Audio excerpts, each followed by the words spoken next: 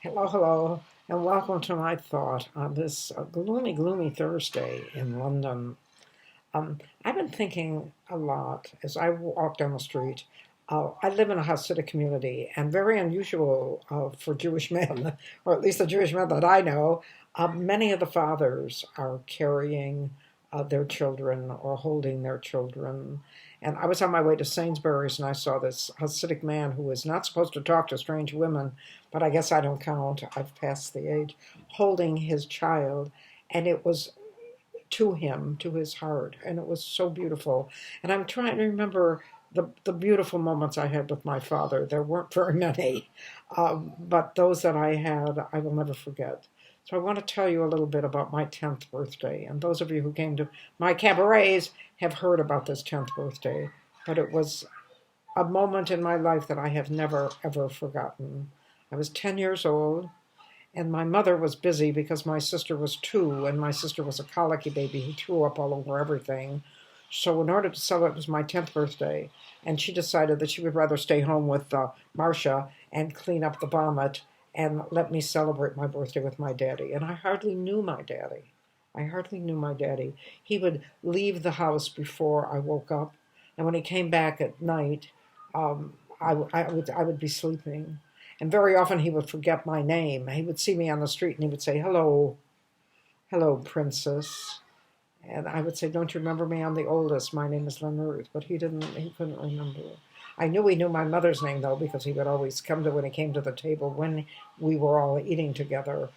He would say, "Ida, can't you keep those girls quiet?" So it was a very big moment for me on my 10th birthday. And I was scared. I was just terrified because I'd never spoken to him. I was 10. I had never spoken to him. He was a stranger, my daddy, and I was terrified of him. But he didn't yell at me the way my mother did. So I was sure that if he would just speak to me, I would love him very much and he would love me. My mother put me on a streetcar, got me all dressed up. I was wearing a plaid dress with a big bow in back, and she combed my hair.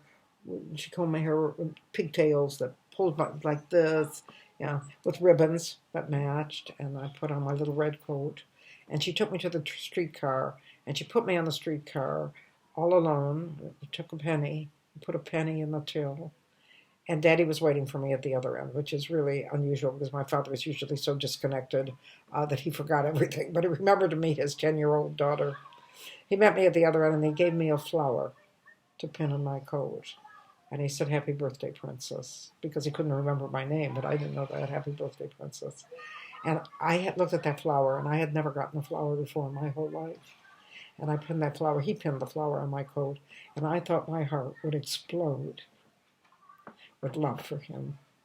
And he took me to Naftalin's restaurant, and we had those wonderful cinnamon rolls that I think I told you about yesterday, marvelous cinnamon rolls. And a lovely lady uh, put me in that, sat me down at the table with a tablecloth, Um, we had a tablecloth at home too. I don't want to ever think that we didn't, but it was just very adult. And we had lamb chops and baked potatoes for dinner. And then after we finished our main course, and I tried to remember to be very polite and keep my hand in my lap, not talk with my mouth full, and not interrupt. I tried really hard, and I don't know whether I succeeded or not. And then after the lamb chops and the baked potatoes, and I didn't pick up the bone because that would just make everything messy. And the lamb chops came with little mittens, and I took the mittens off and I put them in the tiny little purse that my mother had given me to take home to save with the flour that Daddy put on my coat. And after the main course, they came out with a little cake with a candle on it, and they sang "Happy Birthday" to me. And nobody had paid any attention to me since the day my sister was born. And that was only 2 years. But for me, it was an eternity. And nobody had even noticed that I was alive in that house unless I got in the way. And now the whole restaurant was singing "Happy Birthday" to me. And I looked at my daddy and I said, "How did they know it was my birthday, Daddy?" And he said, "Just don't ask questions. Blow out that candle and eat the cake." And I did. And I got back that night and I pressed the flower that he gave me between the dictionary and the encyclopedia. And I have it now in scrapbooks that are in this very house. along with the mittens and the lamb chops. This is my 10th birthday.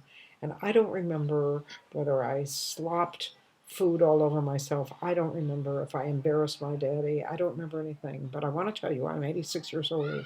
I will never, ever forget the magic of that night when I celebrated my birthday with my daddy. And when I look at all you young men playing with your children, taking your children out for walks, when my father didn't even remember my name, and I think, you're daddies, you know now what it is, that they're your children too. And I think that's one of the most beautiful things that have happened in the 21st century. And that's my thought for this very gloomy, gloomy Thursday.